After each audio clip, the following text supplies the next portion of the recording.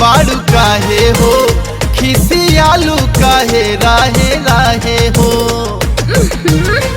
हटी ना बात करके।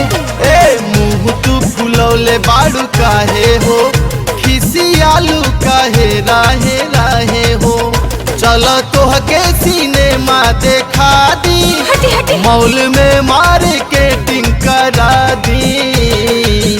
का खैबू खा लो, हंस मुस्का लो। रह दी ढेर देखनी। का खैबू खा लो, हंस मुस्का लो। एगो दूगो बतिया अब बतिया लो। ओहो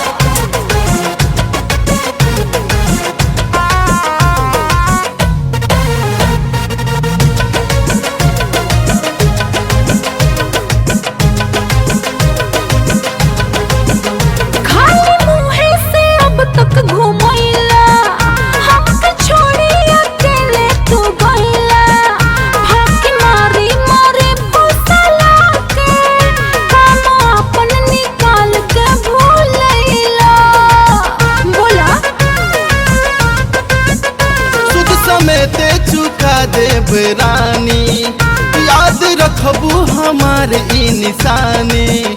मजा अतना मिली ये करे जा, खुश होके लूटबू जवानी। ई डायलॉग पुरान हो गए।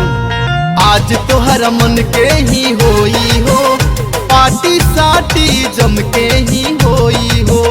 देह गहना या कपड़ा से लादब, हमरा घर जाना देखे के बायब। का खैबू खा लो, हंस मुस्का लो। देखी जानता मत कर, हटी।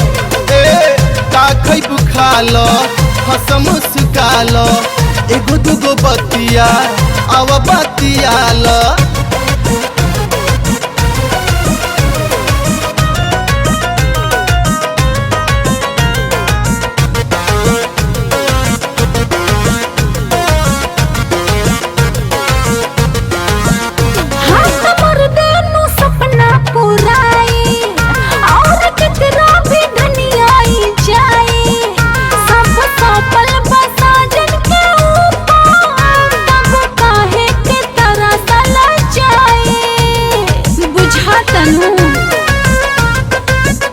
आज इतना घुमाइब खियाइब, साँझ तक सौसे मेहना मिटाइब।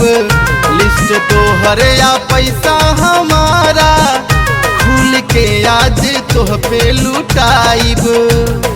रह दी झूठ मत बोली। सज संवर के डेंट पेंट मारो हो, मेकअप से कप कर कपड़ा झारो हो। बहरी निकली त देखे जमाना, एहे जोड़ी पा बन जाए गहना।